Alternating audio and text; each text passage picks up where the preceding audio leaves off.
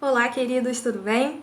Bom, dando continuidade ao nosso assunto, né, ao nosso grande tema sobre velha e nova ordem mundial, hoje eu quero falar um pouquinho com vocês, após esse entendimento que a gente teve, né, do que foi a Guerra Fria, eu quero que a gente reveja, né, alguns conceitos e alguns temas importantes sobre o que é a globalização. Entender o contexto da globalização nesse momento pós-Guerra Fria é extremamente relevante e importante para que a gente possa dar continuidade a entender o que é a nova ordem mundial.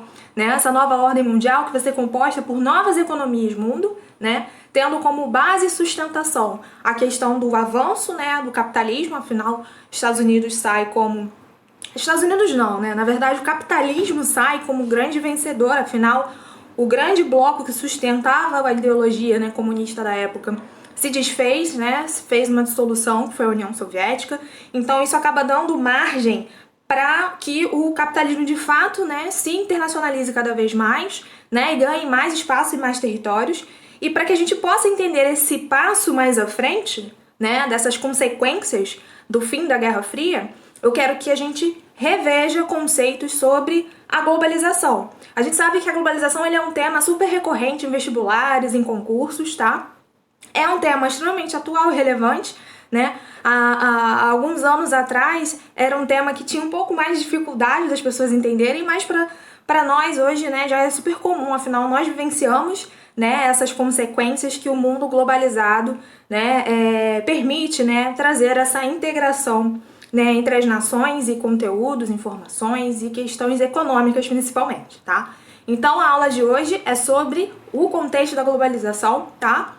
E já começando, né, não vai ser uma aula muito longa, a gente vai só revisar algumas coisas. Então, toda vez que a gente fala do processo de globalização, a gente está falando do processo, né, onde a economia, onde as relações sociais, culturais, né, se tornaram, de fato, globalizadas, né. Globalização, então, ó, eu deixo aqui, ó, para vocês, deixa eu pegar minha canetinha aqui, eu deixo para vocês, ó, esse termo, tá? Como referência.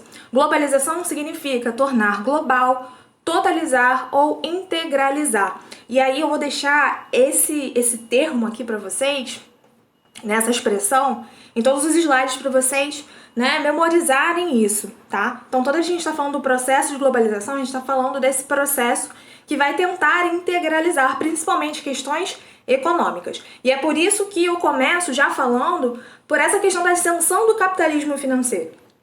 Quando a gente pergunta, quando surge o processo de globalização? Tem muitos autores, né, que vão dizer que a globalização ela surge diretamente com o surgimento do capitalismo. Porém, né, quando a gente está falando lá do contexto das grandes navegações no século XVI, né, onde você já tinha a dimensão de entender que os territórios poderiam se integrar, né, entre culturas, entre povos, mas a gente sabe que o objetivo final, geralmente, né, era a questão territorial, a questão econômica, né, de ter posses, né, sobre essas novas terras. Então tem muita gente, né, tem muitos autores que dizem que a globalização primária, né, se inicia nesse momento. Mas, de fato, essa globalização atual que a gente conhece, que de fato realmente consegue integrar, né, com maior rapidez, com maior fluidez, né, a esses fluxos e essas redes do mundo atual, mundo contemporâneo, isso vai acontecer na década de 70, quando você tem a ascensão do capitalismo financeiro. E é por isso que tem extrema relevância com o que a gente está falando aqui, né, nessas nossas aulas, né, da questão da Guerra Fria. Relembrando, a Guerra Fria, né, foi essa disputa entre o avanço do capitalismo, né, baseado nos Estados Unidos, pelos Estados Unidos, e a disputa do socialismo avançando aí, né, por trás da União Soviética. A gente percebe que essa disputa ela vai durar por vários anos, ela vai de 45 até 89 ou 91, com a separação, né, da União Soviética de fato. E a gente tem mudanças nas relações capitalistas que vão avançando mundialmente, né? Os Estados Unidos ele faz aliados econômicos, aliados econômicos, aliados militares, né? Então tem toda uma influência de fato, né, que traz o capitalismo como uma ideologia, uma prática hegemônica no mundo atual contemporâneo. E a ascensão do capitalismo financeiro, né, faz com que essa rede do capitalismo realmente se torne muito mais facilitada. Então, o capitalismo financeiro, ele não é aquele capitalismo lá do século XVI das grandes navegações, né? Não tem a ver com o mercantilismo daquela época das trocas comerciais. Também não tem a ver com o capitalismo comercial, né? Com o capitalismo, industrial, que vai surgir com as revoluções industriais, né? Desde a primeira revolução industrial, que a gente já estudou, né? Em aulas anteriores, com as mudanças, né? Das primeiras relações fabris, né, de você ter ali uma mão de obra de manufaturados, né, até você surgir os primeiros maquinários, para depois você ter uma segunda revolução industrial, onde você já tem ali a descoberta, né, do petróleo, da energia elétrica, que vai modificar muito, né, vai de fato ser uma grande revolução também para as indústrias, até a gente chegar nessa terceira revolução industrial, que não tem muita relação direta com uma matéria-prima em si, mas sim com o advento das novas tecnologias, né? Da informática, da robótica, enfim. É nesse contexto da terceira revolução industrial que a gente vai ter a ascensão do capitalismo financeiro. E veja só, né? Na década de 70, a gente está passando pelo processo da Guerra Fria, né? Da velha ordem mundial.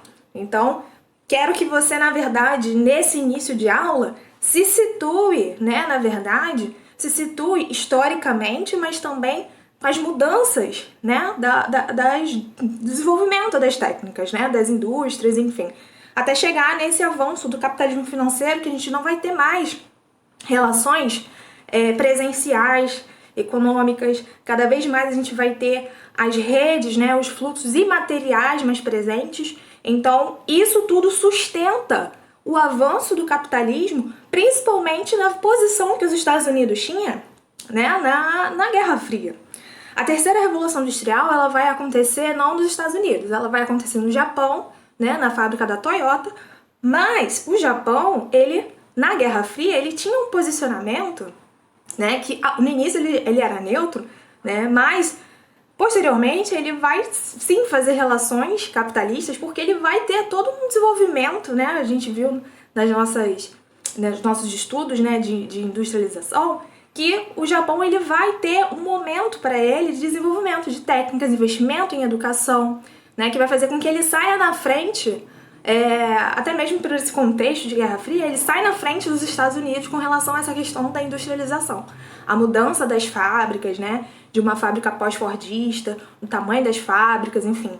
Toda essa reestruturação tem relação direta com esse processo, né, da velha ordem mundial indo em transição para a nova ordem mundial, né? Que é esse pano de fundo que é a globalização. Perfeito? Gente, mais ou menos a aula de hoje é tudo isso aqui que eu falei, só nesse primeiro vídeo, tá? Então eu vou trazer aí só mais outros elementos para que a gente possa embasar isso que a gente está falando.